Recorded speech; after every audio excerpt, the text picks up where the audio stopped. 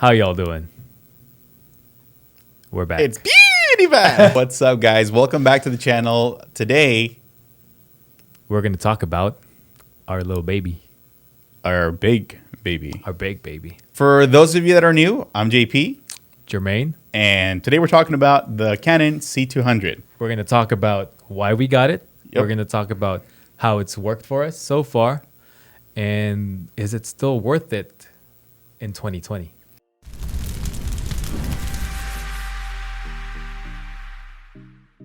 So it's been a long time. Yeah, it's been about a year of us owning the camera, It started off as a work pony. and Now it's a workhorse. the C200 has been our workhorse, our Cam A for all of our projects. Yep. Corporate, commercial, this camera has been there. Why don't we talk about real quick of why we got it? We knew we wanted to take a step up into the bigger leagues. We previously shot with a lot of DSLRs, mirrorless stuff. And we had a lot of pain points with our current setups. I think at that time you were running a GH5 and GH5, GH5S. GH5S, 2S. which were great cameras. Yeah, no, I mean, they still are. And we're using the GH5 right now. Yeah, there she is. This is great video quality. At that point, I was running two A7 III bodies for photo and video. Audio was always a big issue, trying to figure out how to record the audio and whether to do it internally or externally or a mixture. Now with the C200, we're doing audio directly into the body, and we have a couple of different inputs and channels, right?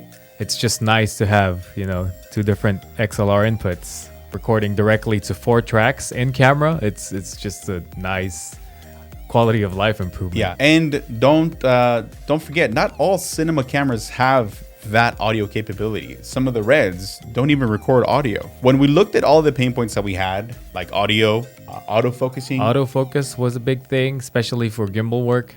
We had ND filters, always threading on. Yep. ND filters and lenses. That's a big thing. You know, if you're shooting video, maybe not photo, but if you're shooting video, you know that you're always having to screw those on and off. Yeah. And now they got those magnetic ones, but even that, you're That's having still another step. And it's another step. If you're changing lenses, then you got to switch to another lens. It actually has 3 built-in ND filters. It has, I believe, a 2, a 4, and a 6. Yep, that's it. Presentation was also a big one, as we wanted to step up into bigger production sets and projects. We felt the presentation was lacking when we showed up, to the set with our GH5 or our A7 IIIs. Again, great cameras, but we wanted to really step up that presentation of what they were hiring Lumetri Media to do for them. And that's a real thing that we've seen time and time again. Yeah.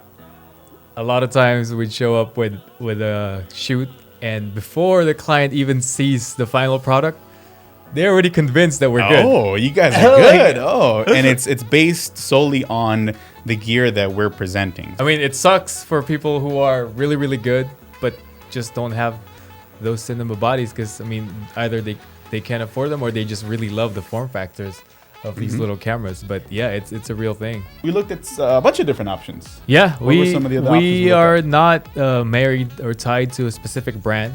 We like to consider everything out there.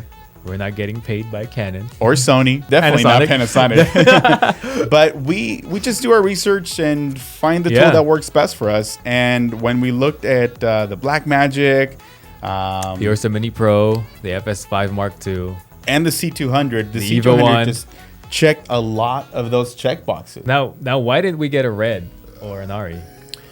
Well, it Well, goes first back off, to, we can't afford an Ari, but why didn't we get a Red? Well, we didn't get a Red because of the workflow. It goes back to the workflow. They record to an SSD, and No SSDs. there is no dual SSDs that I know of. Yeah. And for production stuff like shooting a commercial or shooting something where you have multiple takes, it's fine because you have somebody there backing it up as you go.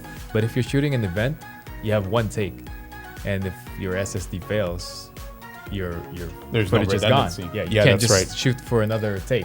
Yep. So for that kind of workflow, the C200 with its dual SD cards, with its built-in audio, and its faster workflow overall, is just the perfect fit for us. We initially thought we were going to use RAW for a lot of our projects. Yeah, we were really excited about that because of the And- capabilities for it are just, I mean, check out some of this raw video that we have And here. roll it.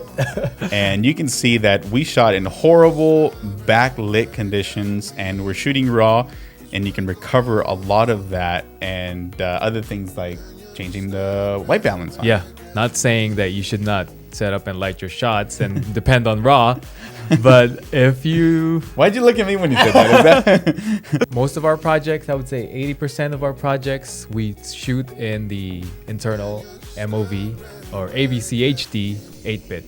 And which is actually one of the biggest complaints people have is the 8-bit codec. You know, I think this is some of the prettiest 8-bit that I've ever seen. Yeah. I mean, comparing it to some of the other 8-bits. The 8-bit does not seem like 8-bit. I don't know how Canon did it, but I've shot 8-bit with the GH5 for a long time, and I would not even think about shooting vlog, log footage on an 8-bit codec. But we've shot log footage with this, and it grades just fine. So the other thing that attracted us to the C200 was the famous Canon image quality. The Canon colors. Canon colors, yeah. And this Yeah. thing, perfect almost out of the box, right? Out of the box, your footage is almost ready to just export and deliver. Another thing is that you can't dismiss is the lens selection. Yeah, yeah. Tons of Canon lenses. just has a lot more lenses than And we already anyone had out there. Already had a lot of those And we lenses, already had so some that lenses, was yeah. part of it. You can go with Sony or Canon because we had that solid lens lineup. There are a few things that, well, we could change if we could Yeah, change. no camera's perfect. No cameras, not And yet. that's okay.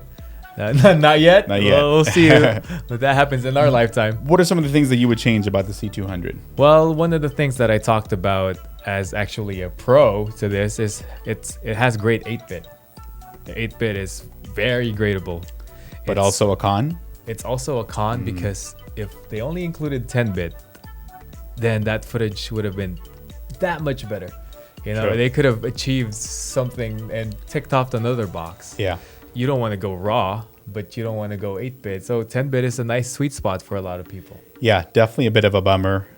But for now, I think we're going to make do. And maybe that's where we'll start looking at the C300. C300, Yeah. we got our eye on that. One of the other things that I was kind of bummed out about as I kind of started working with that is that it is a little bit bulky for some shoots. Yeah. Going from a DSLR to a cinema body, it can get a little hefty on some shoots. So you kind of have to learn how to work with the size. Yeah, for some shoots where you have to move fast and you have to get a lot of shots in a short amount of time, it might not be the right camera. You got to just look at what type of things you're shooting. You know, are you shooting more of those, or are you shooting more of planned productions where you do have time to set up shots? For weddings, definitely go for something smaller like a DSLR or a mirrorless. I keep saying DSLR. I don't think anyone is buying DSLRs right now other than photographers. No, the for fi- video at least. For weddings and stuff like that, events that are you have to make adjustments quickly. You have to get shots high angle, low angle. You want to go something for a smaller body. One thing that I kind of cringed when I found out is we love the ability of shooting RAW with this camera because the RAW on this is beast, right? Yeah. But we found out that the CFast cards on these were pretty pricey. Oh man, how much did we pay for? I think it was $600 for for two 256 yeah. cards. Yeah, so those little things, I mean, at the end of the day, I don't even worry about those things. Yeah. They don't even bother me anymore. No. I love this camera so much. We wish they were not there, but it still works for us. You know. Yeah, It's- no, it really does. I think we should get a second one. Oh. What do you think? Really? Oh, Yeah. I'm already Finance. ordering. But anyway, thank you guys. Hopefully that was helpful. And as always, like this video if you liked it.